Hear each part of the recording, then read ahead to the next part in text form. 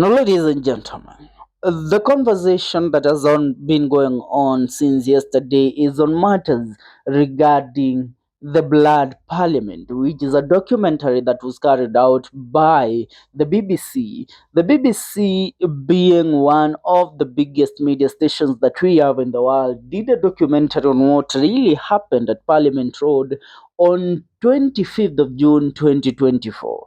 And a lot of people, more so those affiliated with the government of the day, the government of President William Ruto, have been calling upon the ban or the revoking of the license of BBC in the country, because they believe that BBC has been spreading hate through whatever they have, through the said, through the said affiliation with the 2024 maandamano.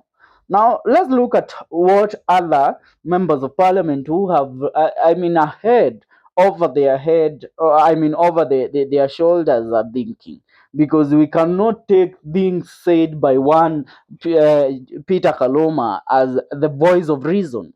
Listen to what one Edwin Sifuna, the Secretary General of the ODM party and also the Senator of Nairobi, and to say on matters BBC Africa Blood Parliament documentary. This is what he says. And we know Sifuna was there, by the way. We remember him being there. We remember him even almost shot by the police while he was trying to stop the police from firing bullets at the young men and women who invaded Parliament on 25th of June. He says the story of 25th June 2024 is already written, and as they say, the ink is dry. Those attempting to rewrite it will find it especially difficult, because this particular piece of history is written in blood. Speaking as someone who was present in Parliament that day, the events depicted in the Blood Parliament documentary by BBC Africa High are not fabrications, they happened. We all saw it live and on our screens. We must encourage those stories to be told from all angles, for the sake of truth and justice. Those who are uncomfortable with these are wrestling with their with their own conscience, and we cannot help them with that. I see Anwar Sadat saying, Kaluma thinks they are fabrications. Heard some people say the rust from his teeth went to his brains when Ruto cleaned his teeth. Thank you, Omwami, to being truthful when many in your party, ODM, fall over themselves to please Ruto. But let's speak the truth.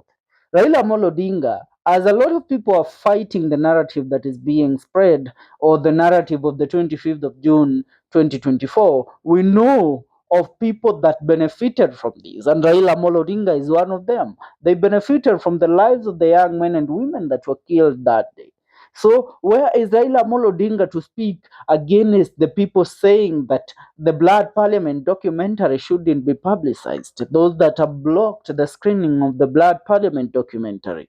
Now, the IPOA, the independent body, the Independent Policing Oversight Authority, addressed the investigation progress from the death cases reported during the June 25th, 2024 anti-government nationwide protest. In a statement to newsrooms, IPOA noted that 60 deaths had been registered and have already completed investigations into 22, while actively pursuing 36, with two currently before the court. The two include Rex Masai and Evans Kirato, who were gunned down in Nairobi on the day of protest, with police officers being the key suspect. Remember the story of one Domba Murangeri. Now, of the completed investigation, 8 are under final internal review. 4 are in the final stages of report writing before submission to the Office of the Director of Public Prosecution, ODPP, for independent review. 2 were closed internally. 4 have been forwarded to the ODPP for review, and 3 were closed following ODPP directives. read the statement in part. Now, among the 60 death cases, 29 cases, 8 were recorded in Nyeri, 6 in Kakamega, 6 in Kisumu, Nakuru 4, Eldoret 3, Mombasa 3, and Meru 1. The authority also recorded another 233 injury cases from the demonstrations, with 131 currently under investigation. Of the remaining cases, 42 were closed internally while 2 were forwarded to the ODPP. IPOA has, however, noted that there has been instances of non-cooperation from police officers and witnesses, which has impeded the progress of some investigation. The statement comes after the BBC documentary exposing police officers who shot dead protesters during demonstrations at Parliament building in Nairobi. The expose singles out security officers believed to have instructed officers to kill, as well as those who pulled the trigger and killed 3 young men. Investigators said they analyzed more than 5,000 images to piece together the sequence of events on June 25th and the placement of both the victims and the shooters. Meanwhile, BBC has said that Kenyan authorities have blocked the screening of the documentary, which was set to screen at the Unseen Nairobi Cinema on Monday evening in a panel discussion. And they said, "We are disappointed not to have been able to share the documentary and panel discussion as planned.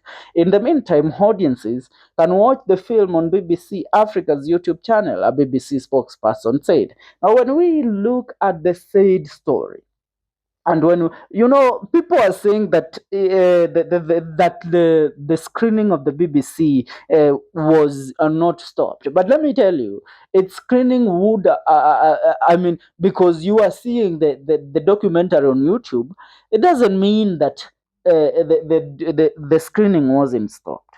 What happened is that it was stopped, but you know what? You cannot stop them from airing it on their social media channels. But they could move to stopping it from being aired live on TV on BBC.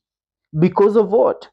Because they know that BBC reaches a lot of and millions of people, even billions, all over the world. So they stopped the screening of the said documentary. But you know what? They could not stop it from being aired on their social media platforms, and that is why the documentary is still there on BBC Africa YouTube channel.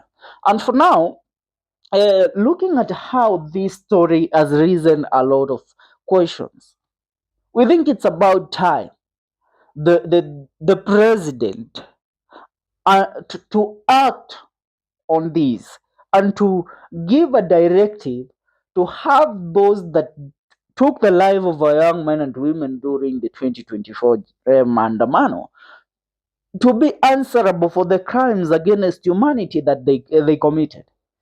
Somebody took, I mean, the moment of killing our young men and women during that Mandamano. You could see it, how the police were happy when they were shooting at our young brothers and sisters at Parliament Road during that day. Now, you can't tell us that they don't know who did that. We tulionyeshwa a police officer shouting "ua ua ua ua" at Parliament Road. Yet that man is still serving as a police officer at Nairobi Central Police Station currently. Hmm? What is the president doing after this revelation? And what are our investigative bodies doing? The National Police Service is saying ati sisi kama polisi hatuwezi investigate polisi wenzetu. What type of nonsense is that? I really side with what Sifuna is saying. And I think everybody should take a stand the way Sifuna has taken to prove that, you know what? History will remember the 25th of June as a day that went down in history and a day that rewrote the history of this country in blood. Those were freedom fighters. Those were our freedom fighters, the way Akina Dedan Kimathi fought for this country. The young men and women of this country fought for this country on 25th of June during the Gen Z demonstration. For now, that's what's up. Tell me what is your take. Leave a comment on the comment section. See you in our next video. This is the Kenyan Daily Report.